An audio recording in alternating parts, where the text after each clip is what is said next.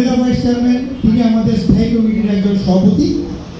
পরবর্তীতে আমি আর কোনো চাওয়া উপস্থাপন করবো না, তিনি আমাদের সাথে মিটিং করবেন নিয়মিত, করে তিনি পরিষদকে জানাবেন যে এই স্বাস্থ্য বিভাগের জন্য সাভারবাসীর জন্য কি করণীয় ভবিষ্যৎ। আমি আশা করব নতুন দুজন চেয়ারম্যান ওই কমিটিতে থাকবেন, ভাইস চেয়ারম্যান, আপনারা সেই বিষয়গুলো আমাদের উপজেলা পরিষদে উপজেলা পরিষদ চেয়ারম্যানকে এমপি মহোদয়কে অবহিত করবেন। আমি বারান্দায় ফেলি, উনি যখন সরজীবনে সেটা দেখেছেন, উনি কিন্তু স্টমাক ওয়াশ নির্মাণ করে দিয়েছেন। জরায়ু ক্যান্সারের জন্য মায়েদের যে বায়োটেস্ট টেস্ট করার কোনো রুম ছিল না, উনি কিন্তু দোতলাতে এক্সটেনশন করে আমাদেরকে একটি রুম নির্মাণ করে দিয়েছেন। হাসপাতালের অভ্যন্তরে একটি রাস্তা টিকা করার ছিল না, আগন্তক সরণি নামে তিনি কিন্তু আমাদেরকে একটি রাস্তা করে দিয়েছেন। আমাদের হাসপাতালে আউটডোরে বঙ্গবন্ধুর স্মরণে মরণে পিতা মোরালটি তিনি আমাদের করে দিয়েছেন। বিসমিল্লাহির রহমানির রহিম। ধন্যবাদ উপস্থিতিকে।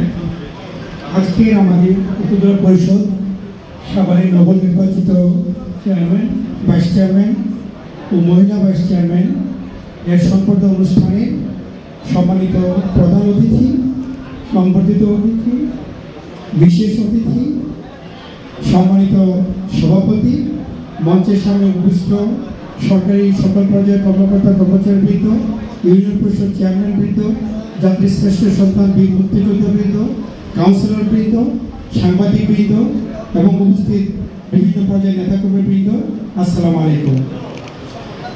আমি খুবই সংক্ষেপে শুধু আমাদের জনপ্রতিনিধিদের কাছে রাষ্ট্রের যে প্রাপ্তি প্রত্যাশা সেই বিষয়ে কথা বলে আমার বক্তব্য শেষ করব। প্রথমে আমি কথা বলতে চাই, আজকের অনুষ্ঠানের প্রধান অতিথি জনাব মোহাম্মদ সাইফুল ইসলাম, মাননীয় সংসদ সদস্য স্যারের উদ্দেশ্যে দুটি কথা বলতে চাই।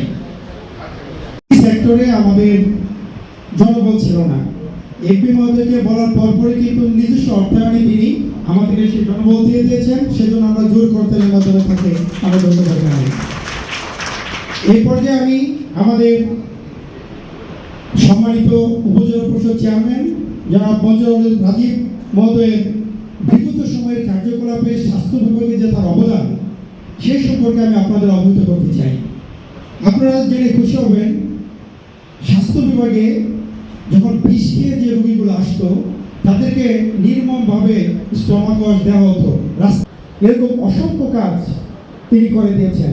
First time in Bangladesh echocardiogram machine তিনি কিন্তু জায়গা প্রজেক্টের মাধ্যমে পরিষদের মাধ্যমে সাভারবাসীকে উপহার দিয়েছেন।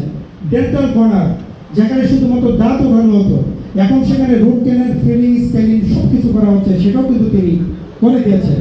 এই কথাগুলো বলার উদ্দেশ্য হলো, একজন জনপ্রতিনিধির কাছে মানুষের চাওয়া পাওয়া, এটাই ছিল আমাদের চাওয়া, এবং কোনোদিন স্বাস্থ্য বিভাগের কোনো চাওয়া তিনি কিন্তু আমাদেরকে না করেননি।